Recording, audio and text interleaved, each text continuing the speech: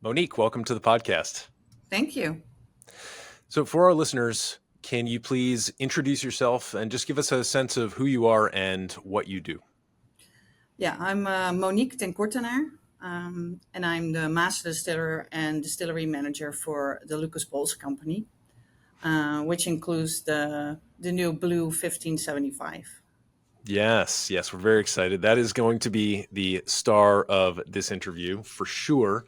Um, so, most of our listeners will either sort of consciously or unconsciously be very, very familiar with Bols products. The company is a very old company, as indicated by the year 1575 on the bottle. But can you give us a more historical sense of the role that Bols has played in the spirits industry just over the course of centuries so that we understand truly how impactful the brand is? Yeah, so we have 450 years of craftsmanship.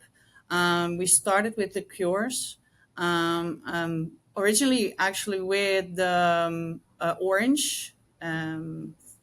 So that also makes a nice link to this. And we were on the base of the cocktail industry as well. We were like, I think, like, well, at least 25% of the cocktails had like Bowls ingredients in it. And is that In the like Jerry Thomas book. I see, I That see. is, yeah. Right, right, right. So all of the Jerry Thomas improved cocktails where they were adding Yeah. like some sort of liqueur to it. Yeah, interesting, Yeah, interesting. or the Geneva in this case. And it was like the Holland gin.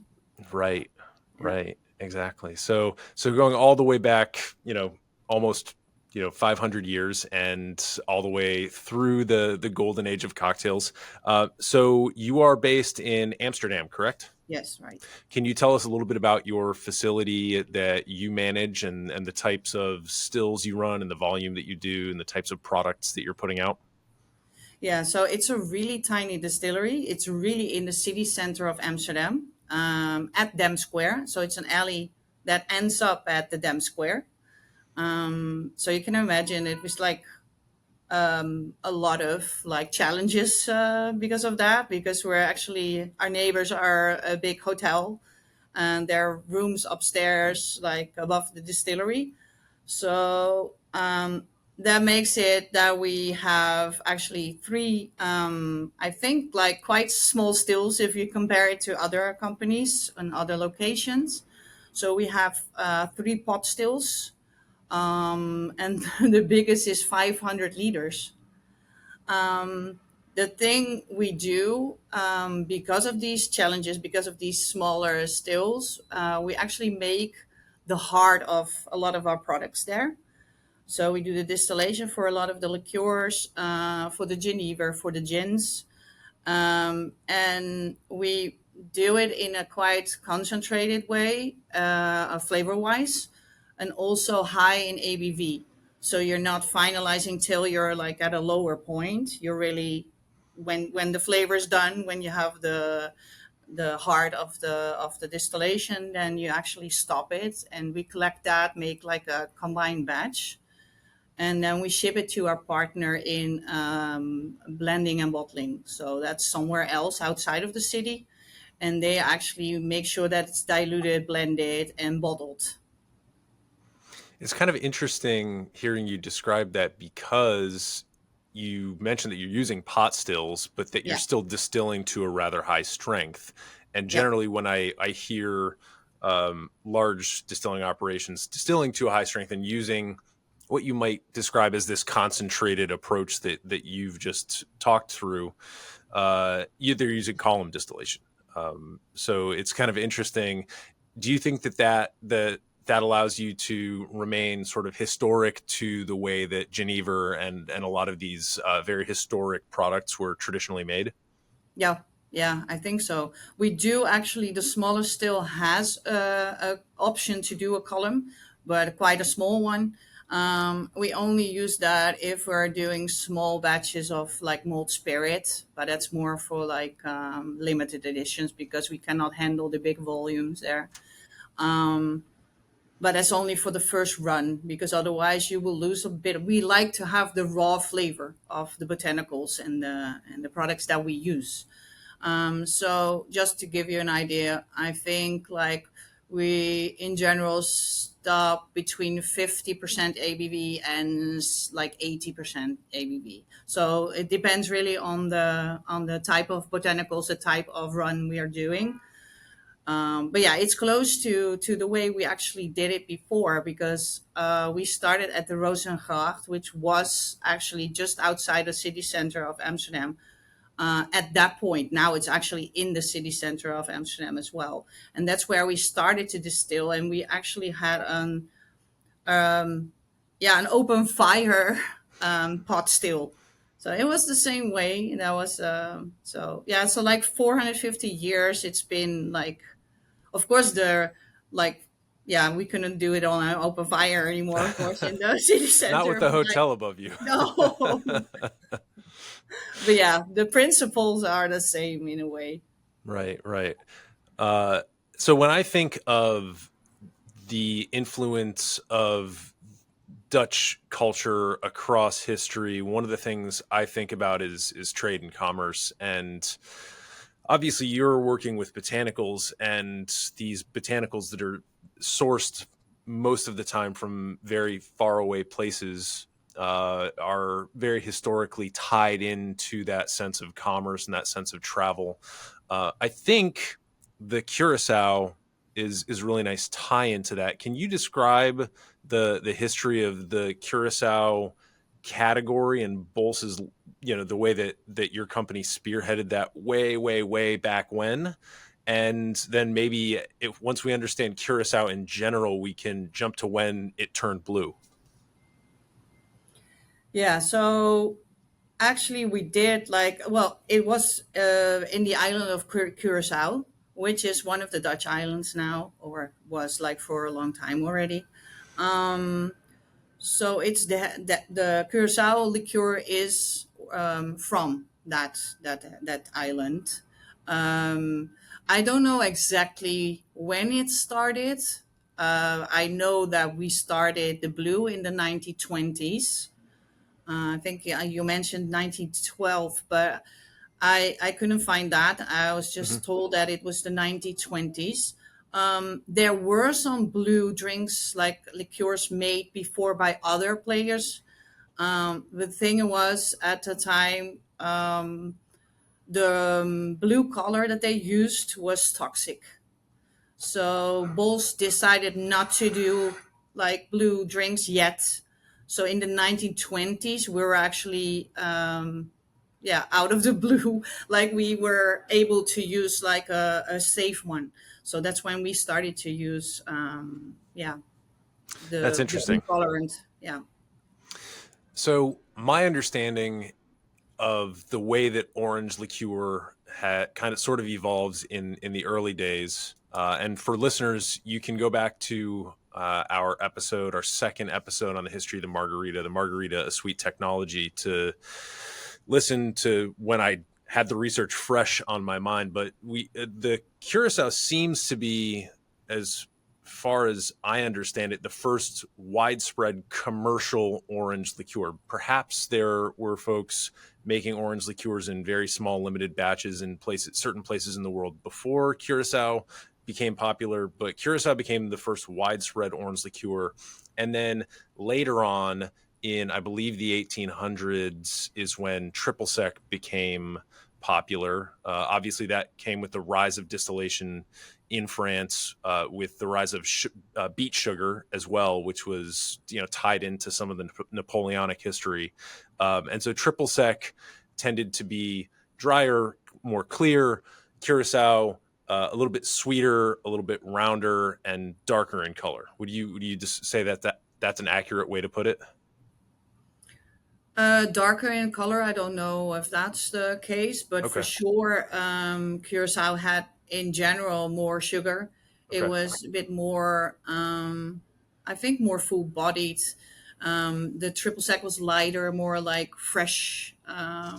More, I think they also used it more in more spirit forward cocktails, and the Curacao were more like, well, nowadays, like, and before, like the tiki ones, the more tropical vibes, um, because of that as well. So yeah, I think you're accurate. Okay. Yeah.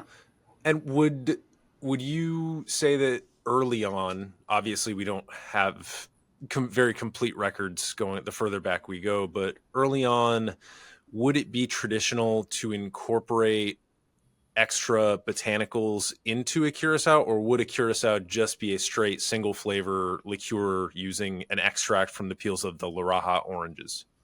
No, there were curaçaos that actually had some added botanicals in. I don't know which, but yeah, it did happen. Yeah. Okay. Okay. Um, so we've got this tradition going back hundreds of years. Then we've got this decision to turn blue. Now, what you mentioned that I was doing some research, and what I came across on Wikipedia, which open source can be edited by anyone, so we don't know the accuracy of this, but it said that Lucas Bols came out with a product called Creme de Ciel, which I think is a wonderful name. It ties in with the French tradition of the creme, the cremes liqueurs, which is basically taking a distilled essence or an extracted essence of a fruit. Great example would be like a creme de cassis with the black currants, or a creme de mûre with the blackberries, and then fortifying that, making it sweet. And this is where we have this notion of creme. But cream of the sky, creme de ciel means cream of the sky, which I think is beautiful. Do you know anything else about this product, creme de ciel, or how it was used back when it came out? No, so it was the, how you say, like the, well, the forefather of the actual blue curacao, and that's the one that they started in the 20s with, and then in the 30s it became the blue curacao. Hmm. um, I don't know exactly what was the difference at that point, and if they did something with the name or in, yeah, I'm not sure, but I've seen. It's a shame that I don't have it on my computer now, but it really, the label and stuff was really like, you saw like the sky, and they made like a whole like vibe around that as well on the bottle. Um, but the creme de also has to do with the amount of sugar, because normally creme de is like a higher amount of sugar. You need to have a certain level, and the blue curacao, especially at that time, was really really sweet. So especially compared to the triple sec, again, yeah, was yeah, that was a big difference. Interesting. Uh, so now we're in the 1930s or so, and we've got the transition back to Curacao. And to me, I suppose that makes sense in a way, because Curacao had at that point such a long tradition, and creme de ciel was unlike like a creme de cassis, which is like, okay, pretty obvious it's going to taste like blackcurrant. Yeah. It's not obvious what sky is going to taste like. So I can understand why you might go back to the Curacao and simply put the modifier blue on Yeah. that product. So I think that brings us up to where more modern cocktails would come in. How did blue Curacao become popularized? Pooh. I don't know the exact history about that, because I'm more into the development of the products. Um, but I know that in the 1930s, like a Hawaiian like bartender used it to create the blue Hawaiian, and that was one of the cocktails that was really, well. That's why it got like really well known as well. I don't know what happened before, or but yeah, and then so like with the tiki cocktail, like so the fame was, I think, mostly in the 70s. It became Mhm. really like the disco kind of like nice blue color, more the disco vibes. So that's the only thing I know. I'm sorry. Yeah, no, the Blue Hawaii was, I believe, late 1950s Harry Yee, Oh, 50, yeah, and that could be like. but that makes sense, right? It gives if you're saying that we switched to Blue Curaçao in the 30s, then it gives the product a couple of decades to get behind Yeah, bars and other yeah, places. The tiki the in the 30s is when tiki was first sort of taking off, and the 50s is when it really hit its stride and became this really popular trend. So that all maps on with, I think, the way that cocktails spread, at least around the United States. And so I want to turn our attention now to the product that we're here to speak about, the 1575. uh, Bols has obviously been making Blue Curacao for quite a long time now. What is the impetus for launching this product, and what makes it special?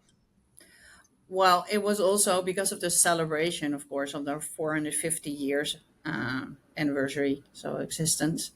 And yeah, Blue Curacao is still one of the best sold liqueurs in our portfolio.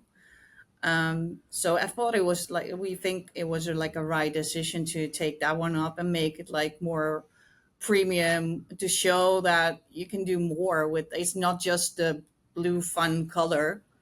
You cannot just use it like before, like they use it a lot in tropical tiki kind of cocktails. But by adding the rum base and some other botanicals, actually made it more, maybe even, I don't know if it's the right word, but sophisticated. It like even, yeah, you can make like even more sophisticated, like more interesting cocktails with it without just having the blue color for fun. Um, so yeah, Right. and I think it was because it was like orange was one of the first botanicals that we actually had in the Netherlands to make products with. So we started like amongst others with orange liqueur. So I think it's a good way to like have our heritage and our tradition and our knowledge of distillation in this case for this product. Yeah, in this product, and then for our 450 years anniversary, I think that made sense. Right. uh, One of the things I also like is that there's this this trend towards, I suppose, premiumizing a cocktail or a cocktail ingredient that was back in the 70s and 80s maybe looked down upon as maybe not as premium, is a trend that has been sort of slowly taking off in the high end cocktail scene for a few years now. So I think this maps on well with that trend, with interests in cocktails like the Harvey Wallbanger and some of the other disco era cocktails that you can think of. Um, I'd like to speak about the botanicals that you mentioned that are incorporated into this product, and also it seems like there is also some access point with bartenders in the development of this, or at least with some sort of bartender academy. So I'm curious about botanicals and how maybe bartenders played a role in this. Yes. So the botanicals that are used next to the orange peels are cardamom, grains of paradise, and vanilla. Um, Interesting. yeah. So for the curacao, just for people that don't know, we actually use two types of orange peels. They're dried actually because it works better. Um, is the curacao orange, which used to be called also, which like is the Lahara orange, and that's actually a bitter orange. Um, and then we have the Valencia, which is a sweet orange. That actually is the one that you can eat really well. It's really nice and sweet. So those two orange peels we actually use in the product, and then the other three I mentioned. Um, so and then we added some Jamaican rum to the base Mm, as well. Yeah, so it makes it more tropical already because of that. right. Yeah. And that, before we get to the bartenders, that's something that I also wanted to touch on a little bit more in depth, because when I think of Dutch distillation, I think of two entities. I think of Lucas Bols and I think of E&A Shear. So is it safe to assume that perhaps you partnered with them? I think You, it's safe to say. it's safe to Yeah. assume. Okay, we can assume it without stipulating it. I understand. All right, so you've got a Jamaican base, and what it says here on the label, it says botanical spiced rum. So the spicing, you've got this Jamaican rum base, so it's fruity, and then you've got the addition of the spices, and then you've got the orange. So to me, I think this should be the time when we taste this. We're talking about all these flavors in here. I think it's time to pour it. I do have a bottle here as well, but I don't have a glass. So I, Mm. but Mm. Wow. Wow, the cardamom jumps out. I know Wow. It really does. Wow, the cardamom. I And do love cardamom a lot. I actually even have it in my perfume. and you do get that sort of, how do you describe the aroma of grains of paradise? I can describe the flavor as almost like a citrusy peppercorn, but does Yeah, the aroma.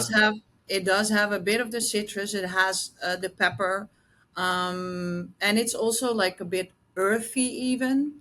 Um, at least when you have the actual percolate, so the tincture maceration, you really smell that it's like has an earthy note as well. So it's like more depth.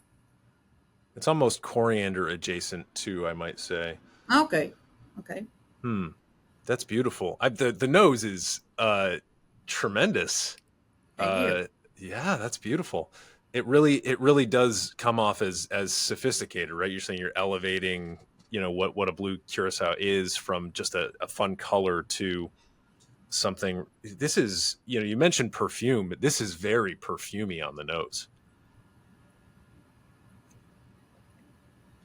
And wow, wow. So in the glass, it doesn't look overly sweet. Like it looks, it looks Because and of the act. tears on.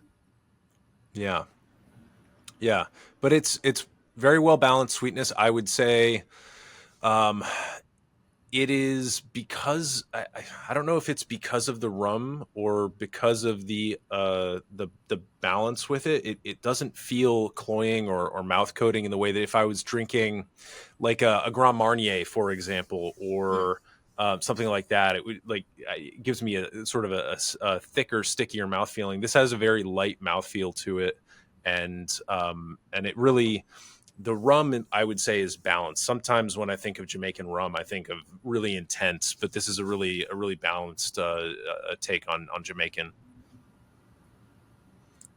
So I love Well, I'm it. glad that that you liked it. So, Mm.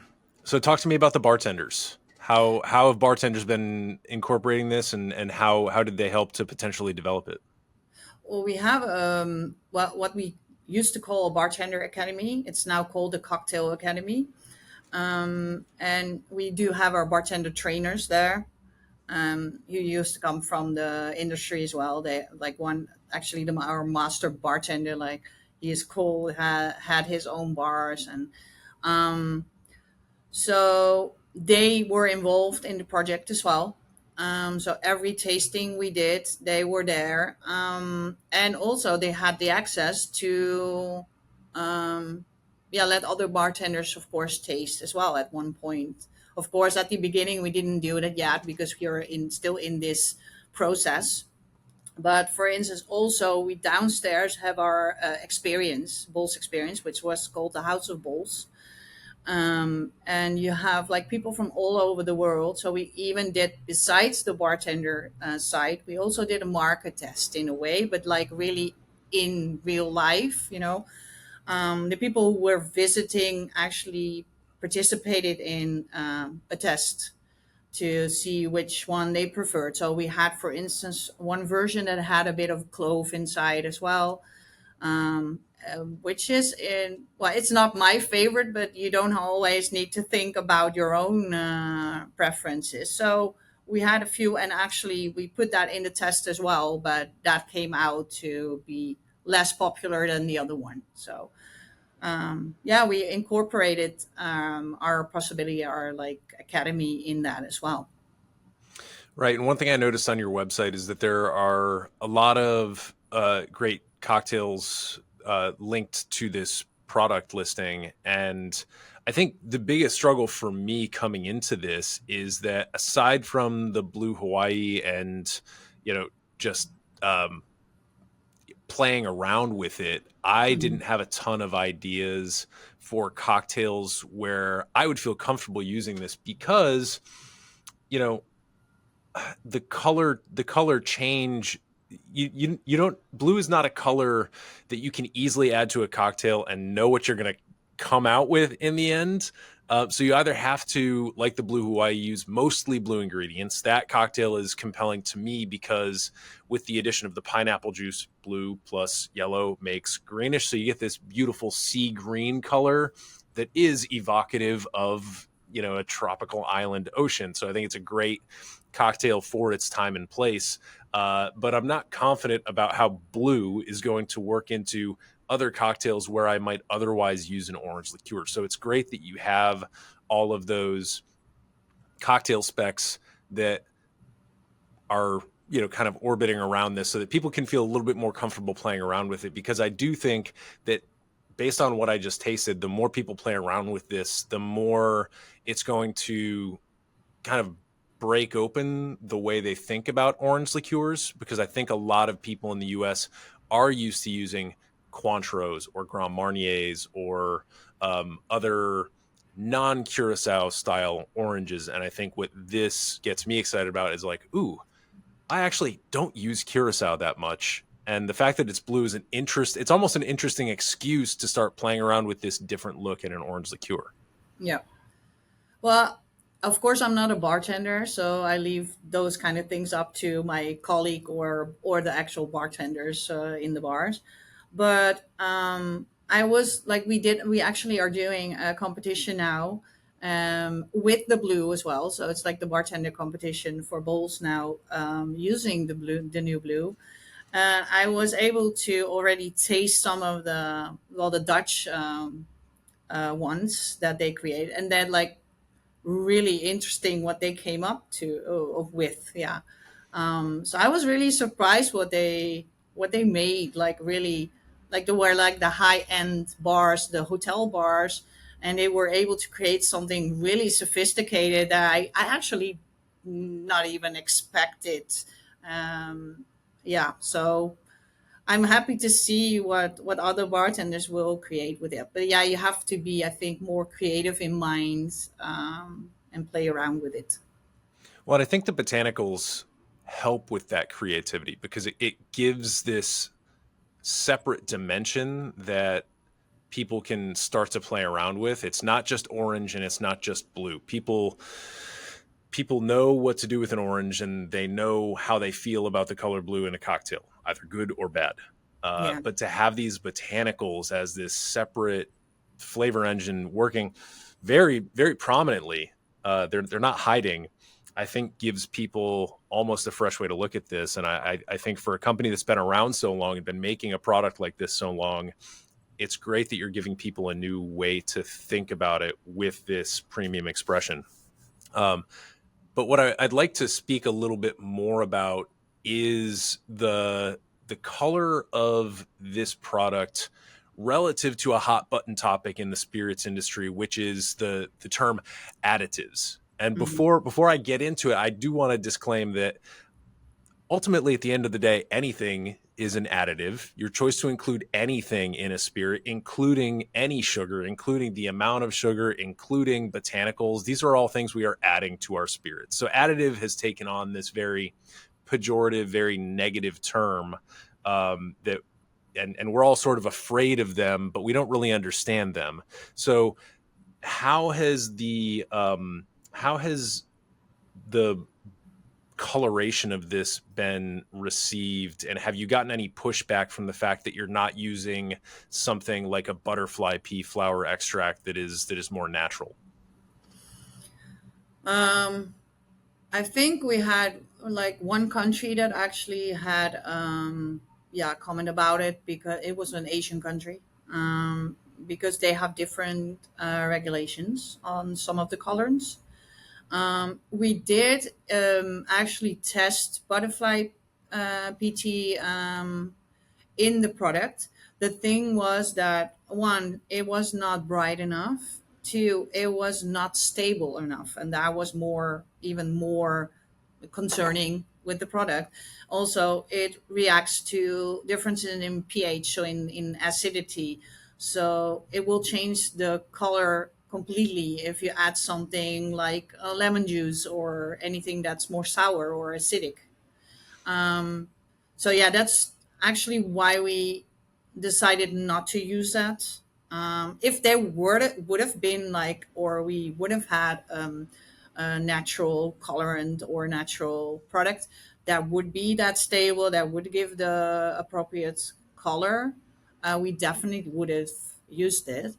That said, this colorant is actually one of we work with EU numbers, so European approved colorants, and this is one of them. So it's E133, if I remember well. Hmm. And yeah, it's been through really like extensive testing, and yeah, before it gets approved to be used in the EU. Well, the product is made in the EU, so it had to conform to all those regulations and stuff. Just to give you an idea, also the amount that you can, like, the what's the name, the ADI, I think, is like the amount that you can have daily, daily intake, is like half in the EU of what they use in the US. So our standards are even like, how do you say, more tight. Yes, yes. That tends to be the case, I would say, overall, is that the EU has stricter standards for what can be included and in what quantities, as you just mentioned. So I think when I use the word quote natural earlier, I everything also in this is natural. If we're consuming it, it is a natural thing to consume. But um yeah, I think it's so interesting too, because like I go into a liquor store here in the US and I see these butterfly pea colored products, and half the time they've been so color degraded that like you can just tell that it's a product flaw Yeah. in that and it's such a shame. uh and I think like my stance is, if you want a blue cocktail, you should do a thing that creates a blue cocktail. And so I think that's why I sometimes get frustrated with the conversations around quote additives, because it's people using it as a blanket term and just looking for something to either be afraid of or upset about, instead of simply saying, well, I want a blue cocktail, what is the best way for us to get a blue cocktail or a blue product to make that cocktail. Yeah, and um, if you look at, sorry to interrupt, if you look at additives, like for instance, one of the, well, in this case the E numbers, because I'm normally using with those terms, is for instance vitamin C. So ascorbic acid, people just see like the E number and they buy, yeah, they already assume that it's something that it's, yeah, yeah, like an additive it is, but still it's something that's in nature as well. Like you take like vitamin pills. By the way, also one thing about the blue, it's just also used in medicine, so it's like you have to be even like really like safe with that, of course, because you don't want like people to who take medicine like be affected by something that's added to it. So I'm not like saying that we should, but yeah, there's like you said, everything is an additive. So yeah, and we tested it, like that's why the process of the development took that long, to be sure that everything is okay. yeah, well, it is a lovely color, and I think the interesting thing about when you've got the full bottle like this, it comes off as a very dark blue, Hmm. almost edging into the indigo sort of spectrum. But then when you have just a small sample of it, it's much lighter in color. It's Yeah. very beautifully clear. So I think the color is just wonderfully executed. And I wanted to include the conversation about additives so that people don't get distracted by it, because I think a lot of people who listen to my show would consider themselves cocktail experts or cocktail aficionados or cocktail enthusiasts who have high standards.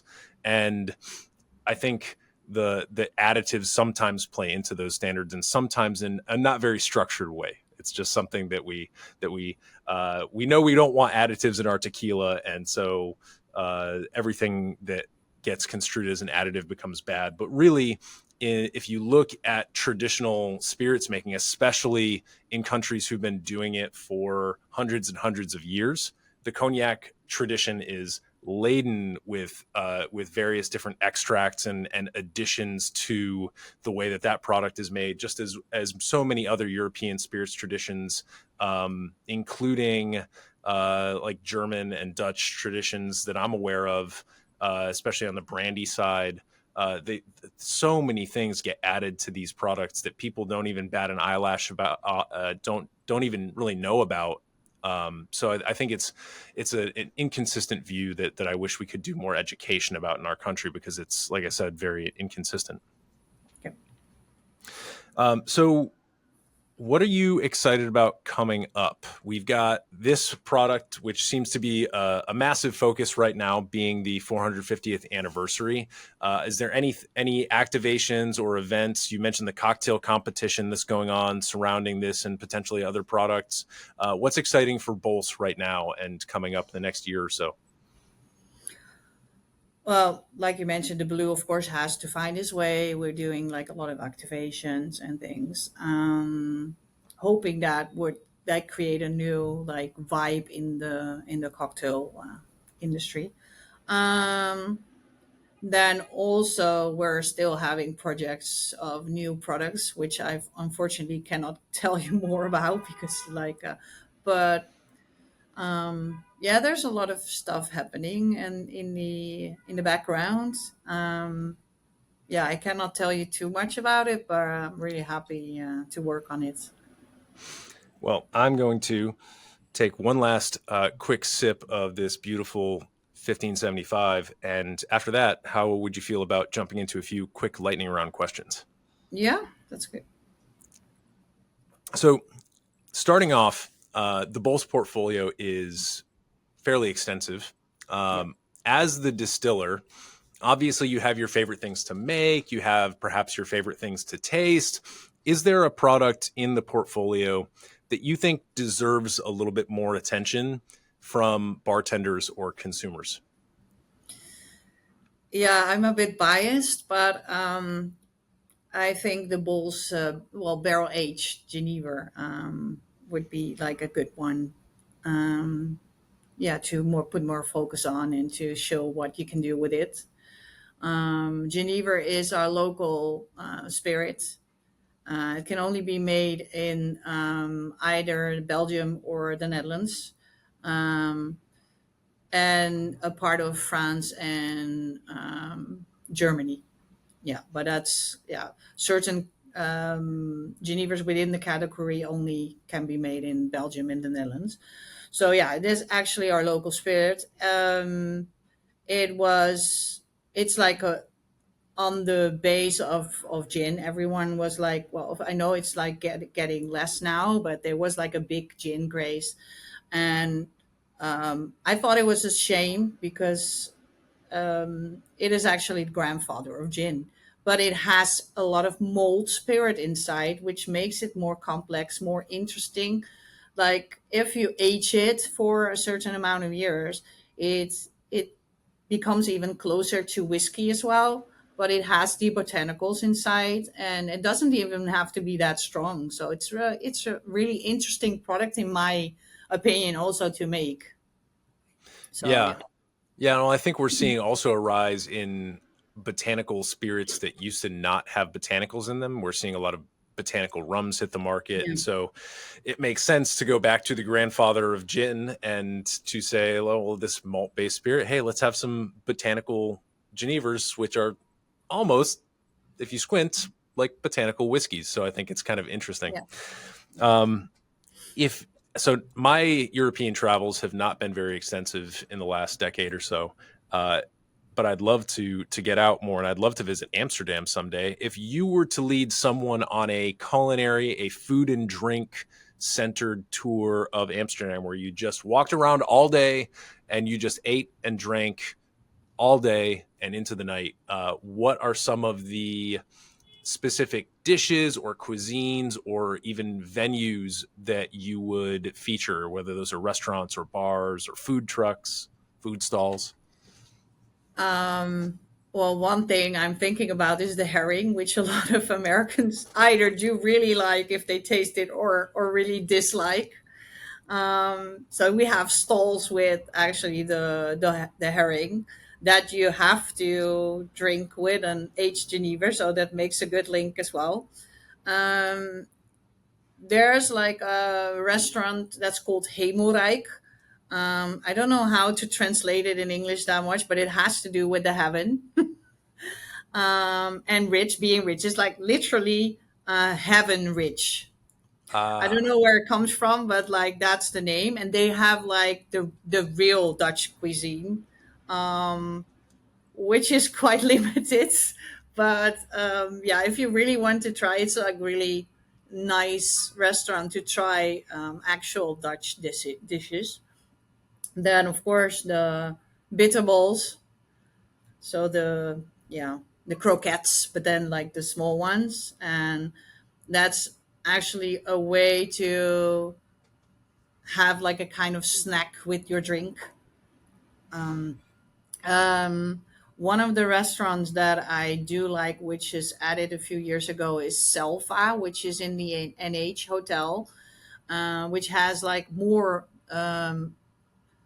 Latin American kind of vibe. So it's not Dutch cuisine or anything, but they really mix it well with like Dutch liqueurs and products as well, and make it like in that way a kind of like blending between our like culture and the Latin American side of food and drinks. So I like that one. And of course, yeah, our tasting room, wine and fucking. I know the name is weird, but that's actually the tasting room that we have next to the distillery.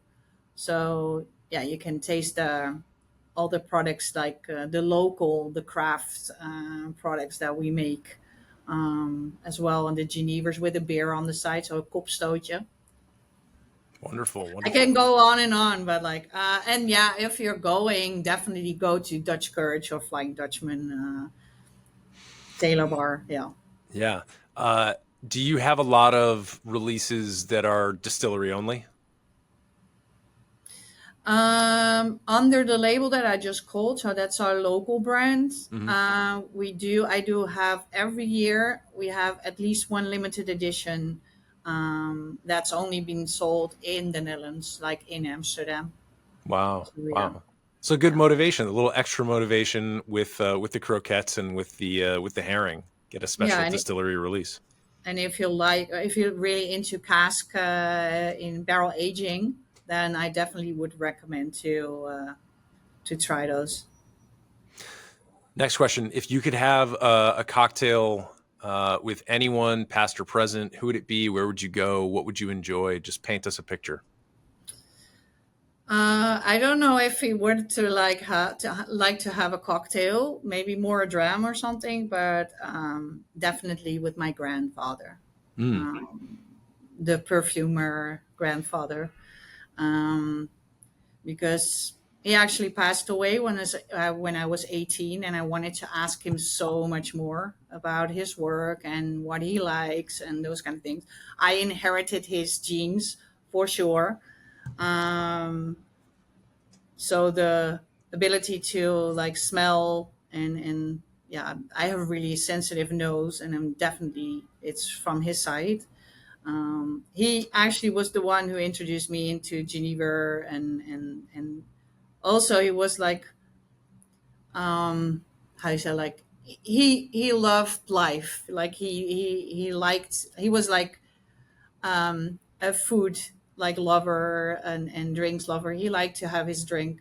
I remember, that's just because otherwise it gets too long, but I remember one thing really well. He had like table, like when we were having like Sunday drinks together, coffee with the whole family.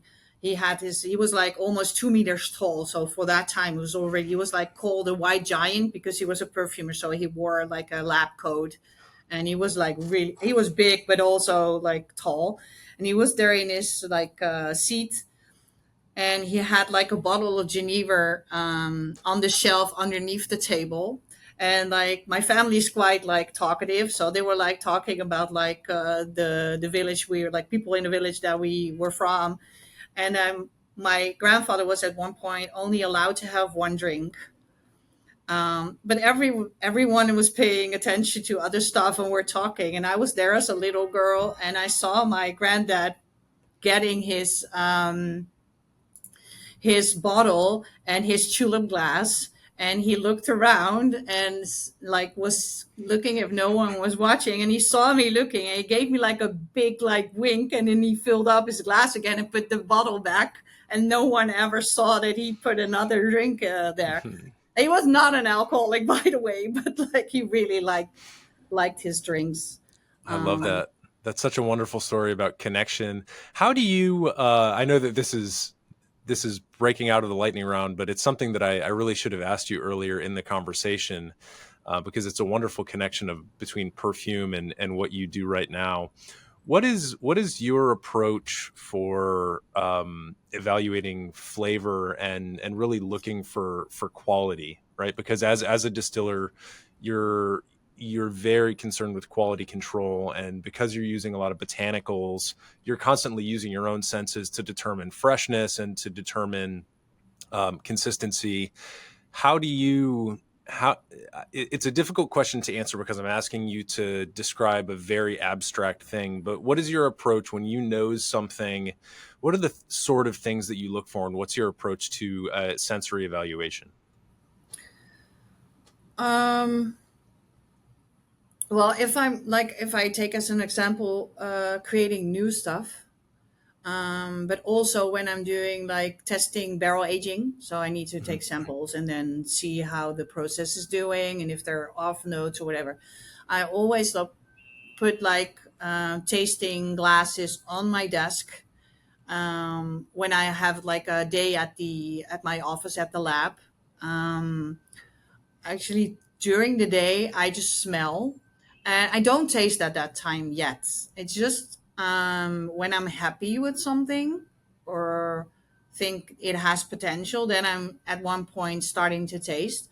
But I actually base a lot on the nose, Mhm. because yeah, that's actually, I don't know how many percent, but I think for sure more than 80% will be like what you perceive on the nose.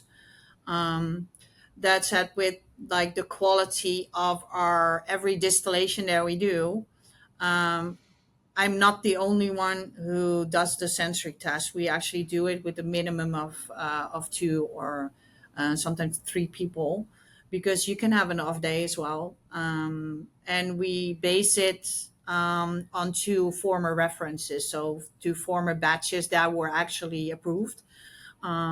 So we taste them together and nose them together, and see if the quality and the flavor is the same as the ones before. So if the consistency is right. So those are a few things that yeah, that we do. Interesting, interesting. Well, it seems like you've described several times in this interview the collaborative process that is involved in creating your spirits. So it seems like you've got your processes really well established after all these years. But so for the last question here, do you have any controversial or unusual views as a distiller or someone who enjoys spirits? Um, Well, I think mostly the things about women being a distiller. I got a question like when I was just starting as being a distiller, like why you as a woman you want to be a distiller. Like as a man, I understand, but why as a woman do you want to be a distiller? You know, you have to like carry a lot of stuff. You have to move barrels that are like over 200 kilograms, and like why? And I always thought that that was like a weird question. Mm, So that said, I think that people like that women are more intuitive, like tasters and smellers. So I think that's a good point to actually, as a woman, to have. And also, like for instance, I'm like, and I don't want to like say anything bad, but like if I look at myself, I have like over 50% of muscle mass. And one, even some of my male colleagues don't have that. So I'm like, you know, it's a bit of a weird thing to say, maybe, but um, yeah, I still worry sometimes that people address me differently because I'm a woman in the distilling industry. well, I think I've been very lucky to be surrounded with so many very talented female colleagues in the spirits industry, and as I travel around judging spirits, and so uh, hopefully we're making strides as an industry and as a culture where that question should eventually evaporate and die out entirely, which is my hope. But Monique, this has been a wonderful conversation.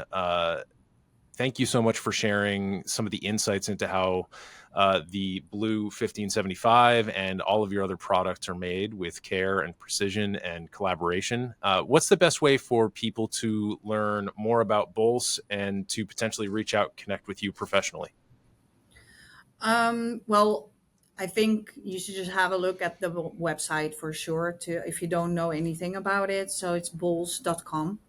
So quite easy. If you want to connect with me, I think the easiest like would be like on Instagram. My handle is distiller mo. So I got a lot of comments about that because people didn't put the link in my handle. They didn't see the link. Um, and they said like you have a really difficult handle, and it's like it's distiller mo. It's not that difficult. And it's like, oh, I thought it was Distillermo. I was like, well, that sounds nice, but it's not. I caught on immediately. I caught on immediately. You're not crazy. Well, Monique, thank you once again for sharing your expertise and for being my Thank guest you. here on the Modern Bar Cart podcast. Thank you for having me.